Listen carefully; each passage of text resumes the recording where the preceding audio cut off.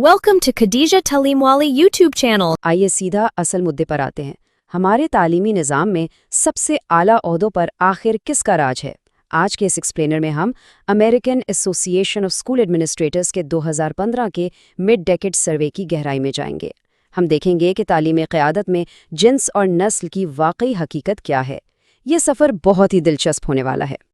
Frontiers in education में शाया होने वाली इस पीयर रिव्यू तहकीक का डेटा बहुत अहम है। इस सर्वे के ज़रिए हम उन लोगों के तजर्बात और उनके सफ़र को ट्रैक कर सकते हैं जो असल में हमारे स्कूल डिस्ट्रिक्ट्स को चला रहे हैं। तो कहानी शुरू होती है एक बहुत ही बड़े और हैरान कुन तज़ाद से। ज़रा सोचिए, अगर हमारे तालीमी निज़ाम में 75% असातिज़ा ख़वातीन हैं, तो क्या सुपरिंटेंडेंट के आला तरीन दफ़ातर में उन्हीं की अक्सरियत नहीं होनी चाहिए? ये वो बुनियादी सवाल है जो इस पूरी तहकीक की बुनियाद बनता है। आज के सफ़र का रोड मैप कुछ यूँ होगा। पहला, नुमाइंदगी का तज़ाद। दूसरा, मुख्तलिफ करियर के रास्ते। तीसरा, भर्ती के मामलात में फ़र्क। चौथा, रुकावटें और ज़हनी दबाव। और आखिर में क़यादत का बरकरार फ़र्क। चलिए आगे बढ़ते हैं। शुरू करते हैं हमारे पहले हिस्से से, द रिप्रेजेंटेशन पैराडॉक्स, यानी नुमाइंदगी का वाज़े और हैरान कुन फ़र्क। अब इन आदादो शुमार को देखिए। ये बिल्कुल साफ बता रहे हैं कि फ़र्क कितना बड़ा है। मर्दों के पास एजुकेशन सेक्टर के सबसे ताकतवर ओहदे पर पहुंचने के इम्कानात ख़वातीन के मुकाबले में तकरीबन 4 गुना ज़्यादा हैं। सच में, जहां तकरीबन 73% मेल सुपरिटेंडेंट्स हैं, वहीं ख़वातीन सिर्फ 27% के करीब हैं। ये फ़र्क बहुत कुछ सोचने पर मजबूर करता है। और जब हम इस डेटा की मज़ीद गहराई में जाते हैं तो तस्वीर मज़ीद पेचीदा हो जाती है, ख़ास तौर पर जब नस्ल और जिन्स का मिलाप होता है। सबसे मायूस कुन नुक्ता ये है कि अक़लियतों से ताल्लुक़ रखने वाली ख़वातीन, यानी फीमेल्स ऑफ कलर, तमाम सुपरिंटेंडेंट्स का सिर्फ 2.2% हैं। ये वाकई एक इंतहाई मुश्किल सफ़र की निशानदही करता है। अब आते हैं दूसरे हिस्से की तरफ, डाइवर्जेंट करियर पाथ्स। आखिर मर्द और ख़वातीन इस आला मंजिल तक कैसे पहुंचते हैं? अच्छा, आगे बढ़ने से पहले कुछ पुरानी गलत फहमियों को दूर कर लेना चाहिए। ये सर्वे सफाई से बताता है कि मर्द और ख़वातीन दोनों ही आला ओहदों पर आने से पहले असातिज़ा के तौर पर तकरीबन बराबर वक्त गुजारते हैं, यानी वही 9 से 11 साल के करीब। उनके मौजूदा ओहदों की मुद्दत भी बिल्कुल बराबर है। और दिलचस्प बात यह है कि दोनों ने जॉब स्ट्रेस या जहनी दबाव की सतह भी बिल्कुल एक जैसी रिपोर्ट की है।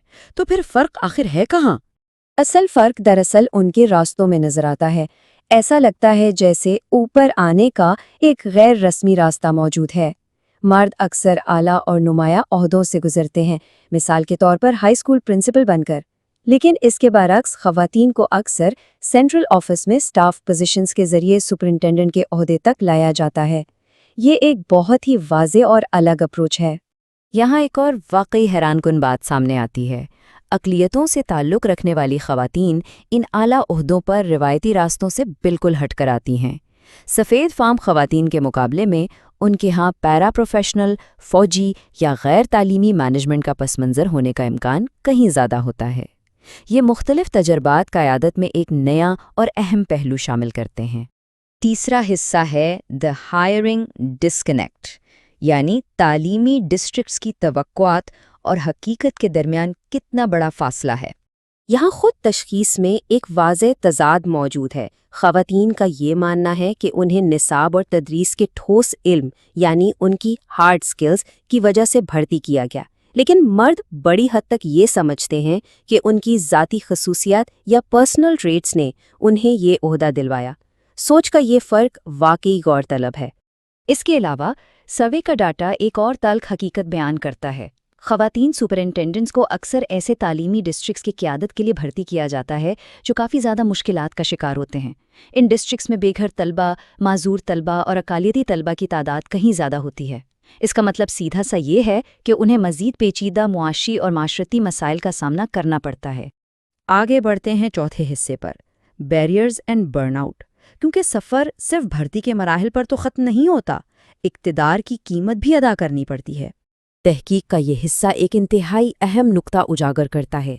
अफ्रीकन अमेरिकन ख़वातीन को जिन्स और नस्ल दोनों की बुनियाद पर एक दोहरे तासुब का सामना करना पड़ता है।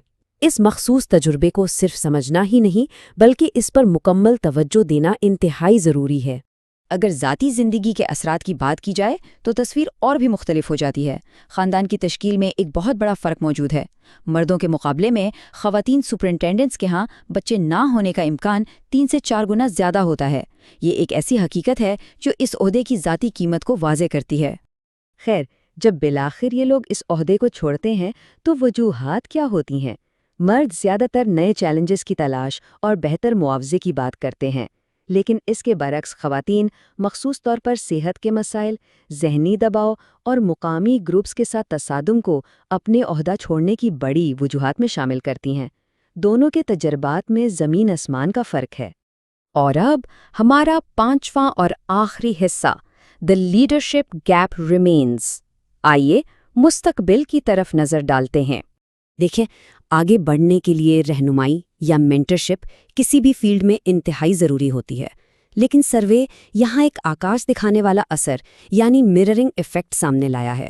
ہوتا یہ ہے کہ سربراہ بنیادی طور پر صرف انہی لوگوں کی رہنمائی کرتے ہیں جو بالکل انہی جیسے ہوتے ہیں، سفید فام مرد سفید فام مردوں کی اور خواتین کی۔ یہ رجحان آنے والے وقتوں میں مختلف طبقے کی ترقی میں ایک بہت بڑی رکاوٹ بن سکتا ہے۔ اتنی تمام رکاوٹوں اور مسائل کے باوجود جن پر ہم نے ابھی بات کی، یہ دیکھنا انتہائی حوصلہ افزا ہے کہ خواتین سپرنٹینڈنٹس اپنی کارکردگی سے مطمئن ہیں۔ وہ خود کو تعلیمی فرق کو کم کرنے، نسلی اور جنسی نابرابری کو حل کرنے اور معاشرتی انصاف کی پیروکار کے طور پر انتہائی مؤثر سمجھتی ہیں۔ یہ ان کی مضبوطی کی بہترین مثال ہے۔ تو اس تجزیے کے اختتام پر ایک بہت اہم سوال ہمارے سامنے آتا ہے۔ اگرچہ ابتدائی رہنماؤں نے یقیناً ایک بہترین راستہ روشن کیا ہے، لیکن کیا ہمارا تعلیمی نظام واقعی قیادت میں دیر پا برابری حاصل کرنے کے لیے سچ میں تیار ہے؟ یہ وہ حقیقت ہے جس پر ہم سب کو مسلسل غور و فکر کرنے کی ضرورت ہے۔ Thank you for watching Khadija Talimwali YouTube channel.